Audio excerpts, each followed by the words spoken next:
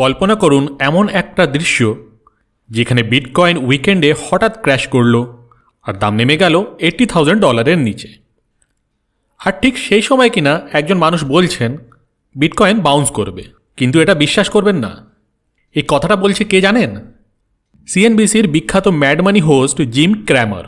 এখন প্রশ্ন হলো, বিটকয়েন কি সত্যি আবার উপরে যাবে, নাকি এটা শুধু একটা ট্র্যাপ যেটা সাধারণ ট্রেডার্সকে ফাঁসিয়ে দেবে?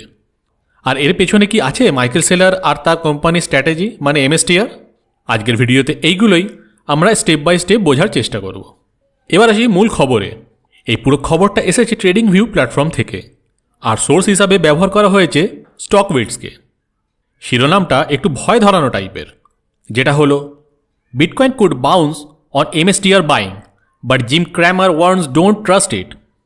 মানে এমএসটিআর যদি বিটকয়েন কেনে তাহলে দাম উঠতে পারে, কিন্তু জিম ক্র্যামার বলছেন আবার ব্লাইন্ড ট্রাস্ট করবেন না।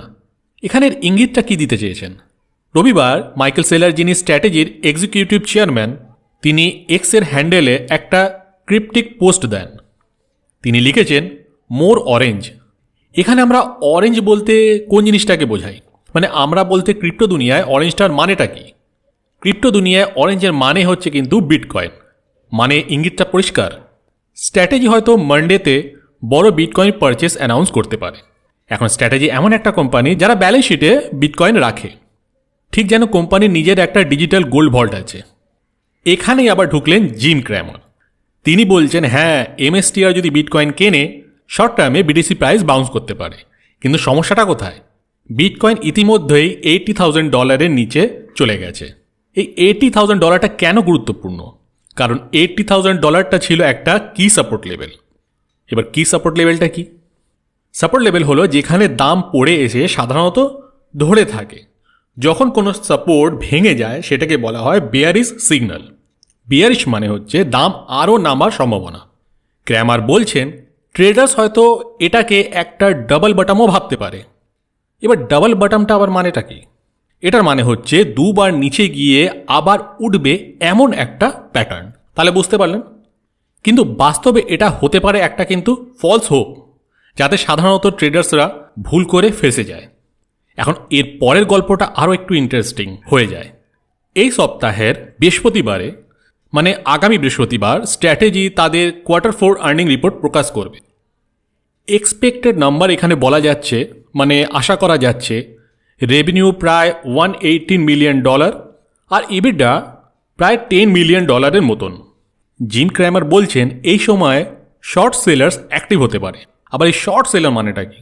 মানে যারা দাম নামবে ধরে নিয়ে আগেই বিক্রি করে ফেলে। এখানে ক্র্যামার বলছেন টিভিতে ডিফেন্ডার্সরাও আসবে, ভালো গল্পও বলবে, কিন্তু শর্ট এগেনস্ট দ্য কনভার্টস করলে সেটা যথেষ্ট কিন্তু নাও হতে পারে। মানে হলো কনভার্টেবল বন্ডসের বিপরীতে শর্ট করা হলে প্রেশার কিন্তু আরও বেড়ে যাবে। তাহলে ব্যাপারটা একটু বুঝতে পারলেন? গত শুক্রবারে, মানে গত ফ্রাইডেতে, এমএসটিআর স্টক উঠে গিয়েছিল প্রায় 4.55%-এর ওপরে, কিন্তু ওভারনাইট ট্রেডে আবার 0.27% ডাউন হয়ে গেছে। স্টকওয়েটসে কি হচ্ছে? অনুমান করা যাচ্ছে রিটেল সেন্টিমেন্ট নেমে গেছে নিউট্রাল থেকে বিয়ারিশে। চ্যাটার এখনও হাই, মানে সবাই কথা বলছে এমএসটিআর টপ ট্রেন্ডিং ট্রিগার হয়ে গেছে। একজন আবার লিখছেন মানডেতে প্যানিক সেলিং নাম্বার হতে পারে। আরেকজন বলছেন সপ্তাহ শেষে স্ট্র্যাটেজি হয়তো আবার ক্যাপিটাল 7 লিকুইডেশন অ্যানাউন্স করতে পারে। লিকুইডেশন মানে হলো অ্যাসেট বিক্রি করে ক্যাশ বানানো। জিম ক্র্যামার আরও একটা সেন্সিটিভ কথা বললেন। তিনি বললেন বিটকয়েন নিজেকে কারেন্সি হিসাবে দেখলেও শর্ট টার্মে এটা কিন্তু আনরিলায়েবল, মানে যার উপর ভরসাই করা যায় না। তিনি উদাহরণ দেন গোল্ড আর সিলভারের মতো, যখন হঠাৎ দাম খুব ওঠানামা করে ইনভেস্টার্স কোম্পানি আর্নিংয়ের ফান্ডামেন্টালস ভুলে যায়। ইন্টারেস্টিং ব্যাপার হলো ক্র্যামার নিজেই স্বীকার করেন তার কাছে কিছু বিটকয়েন আছে, কিন্তু কত আছে সেটা কিন্তু বলেননি। তিনি আগেই প্রেডিকশন দিয়েছিলেন মানডেতে বিটকয়েন আবার $82,000 ছুঁতে পারে, কিন্তু প্রশ্ন থেকে যায় বাউন্স হলেও সেটা কি সাস্টেনেবল হবে? যদি পুরো ব্যাপারটা একসাথে দেখি তাহলে কিন্তু তিনটে বিষয় এখানে আশা করি একটু পরিষ্কার হচ্ছে। সেটা কি? 1 নম্বর, এমএসটিআর এর বিটকয়েন বাইং শর্ট টার্মে প্রাইস পুশ করতে পারে। 2, কিন্তু 80,000-এর নিচে ভেঙে যাওয়াটা একটা সিরিয়াস ওয়ার্নিং হিসাবেও কাজ করে। 3 নম্বর হলো earning plus short seller is equal to volatility. মানে মার্কেট এখানে যথেষ্ট ভলাটাইল থাকবে। মানে বাজার এখন ইমোশনে চলছে, লজিকে নয়। বুঝলেন তাহলে? আপনি ট্রেডার হন বা ইনভেস্টর, ব্লাইন্ড হাইপে ঢোকার আগে রিস্কটাকে ভালো করে বুঝে নেওয়াটা খুব জরুরি। তো আজকে ভিডিওতে এতটাই। ভিডিওটা যদি ভালো লাগে একটা লাইক করবেন, চ্যানেলটাকে একটু সাবস্ক্রাইব করবেন, আর কমেন্টে জানাবেন আপনার মতে বিটকয়েন বাউন্স করবে নাকি এটা একটা ট্র্যাপ। তাহলে দেখা হবে পরের ভিডিওতে।